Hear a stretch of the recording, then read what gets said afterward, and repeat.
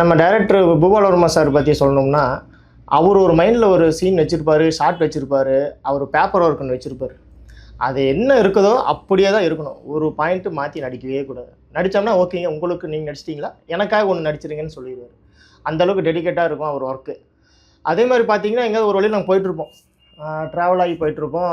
Cameraman எல்லாமே நான் எங்கே போனாலும் நல்லா ஒரே செட்டப்பாக தான் போவோம். ஏன்னா திடீர்னு அவர் எந்த இடத்துல எப்படி மைண்ட் வருதுன்னு தெரியாது. போயிட்டுருப்போம், திடீர்னு சன்செட் கீழே இறங்கிடுவேன். நில்லுங்க நில்லுங்க நில்லுங்க அங்கே வச்சுங்க, ஒரு ஃப்ரேம் வைங்கன்றவர் வச்சிரும். அதை பார்த்தா நான் என்ன நினைப்பேன், ஓ இது நேரம் நார்மலாக தான் இருக்குது, காமெடியாக இருக்குன்னு நினச்சிருப்பேன்.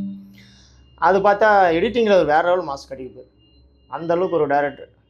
அவர் இப்போதைக்கு அவரை பற்றி சொல்லக்கூடாது. இந்த படம் ரிலீஸ் அப்போ நாங்கள் சொல்கிறோம். இன்னும் நிறையா சொல்கிறேன். சொல்ல நிறையா இருக்குது. அப்போ சொல்கிறேன். இந்த மாயாஜால் செட்டில் மறக்க முடியாத நினைவுகள், அதுவும் எல்லாத்துக்கும் சந்தோஷமாக இருந்திருக்கும். எனக்கெல்லாம் ரொம்ப கசப்பான நினைவுகள்லாம் நிறையா இருக்குது. டைரக்டர் நைட்டு ஒரு ஸ்கிரிப்ட் பண்ணியிருந்தார். இது நான் சொல்கிறது மைசூரில் சொல்கிறேன். மைசூர் ஷெட்யூலில் போயிட்டு இருந்தது. நைட்டு ஃபைட் சீக்வன்ஸ் எல்லாம் பண்ணுறோம், அதை பண்ணலாம் இதை பண்ணலான்ட்டு கேமராமேன் டைரக்டர் நல்லா டிஸ்கஷன் பண்ணி எல்லாம் ஸ்கிரிப்ட் எல்லாம் பண்ணிட்டாங்க. ஸ்டோரி போர்டும் போட்டாங்க. அடுத்த நாள் காலையில் வந்ததுக்கப்புறம் சத்யன் அப்படின்னா நான் வந்தேன், ஜி இது நீங்கள் தான் ஃபைட் கொரியோகிராஃபி பண்ணாங்க. எனக்கு அப்படியே தூக்கி போட்டுருச்சு. இருக்கிறவங்க எல்லாருமே 7 அடி 8 அடின்னு இருக்கிறாங்க. ஒவ்வொரு தூணாக இருக்கிறாங்க.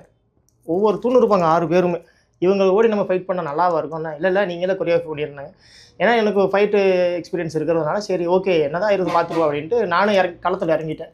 அவங்களுக்கு ஃபைட் சொல்லி கொடுத்துட்டுருக்குறோம். அங்கே வில்லனாக நடித்தவர் பார்த்தீங்கன்னா, அங்கே ஒரு உண்மையாலுமே ஒரு அரசியலோ இல்லை பொலிட்டிக்கலோ இல்லை ரவுடிசமோ இருப்பாரோன்னு எனக்கு தெரில. அந்தளவுக்கு ஒரு பெரிய பேக்ரவுண்டு மைசூரில் இருந்திருக்கு. அது எனக்கு தெரில, நம்ம டைரக்டருக்கு தெரிஞ்சிருக்கு, எனக்கு அவர் சொல்லவே இல்லை. சரி இருந்துட்டு போது அவருக்கு ஃபைட் சீக்வன்ஸ் அவர் அடித்து கீழே தள்ளுற மாதிரி பண்ணிகிட்ருக்குறோம். ரொம்ப நேரமாக டைரக்டர் சார்ன்ட்டு கத்திட்டு இருக்கிற ஆளக்கான திரும்பி பார்த்தா அங்கே பயங்கரமாக சத்தம். என்னடா பார்த்து ஒரு 10 20 30 பேர் பார்க்குறக்கும் ஃபுல்லாக கன்னடத்தில் ஆச்சா ஓச்சான்னு பயங்கரமாக ரவுண்டு கட்டிட்டாங்க எங்களையே.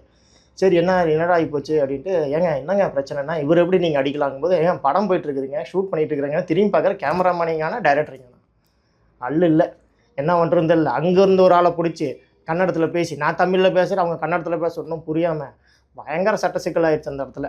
அப்படிப்பட்ட சீன் தான் கண்டிப்பாக என்னால் மறக்க முடியாது. ஆனால் ஃபைட் பார்த்தீங்கன்னா வேறு லெவலில் வந்துருக்குது பாருங்கள். இது புதுசாக பண்ணுறாங்களா அப்படிங்கிற ரேஞ்சுக்கு இருக்காது. ஒரு ஃபைட் மாஸ்டர் வச்சு பெரிய லெவலில் பில்டப் பண்ண ஃபைட் மாதிரி தான் இருக்கும்.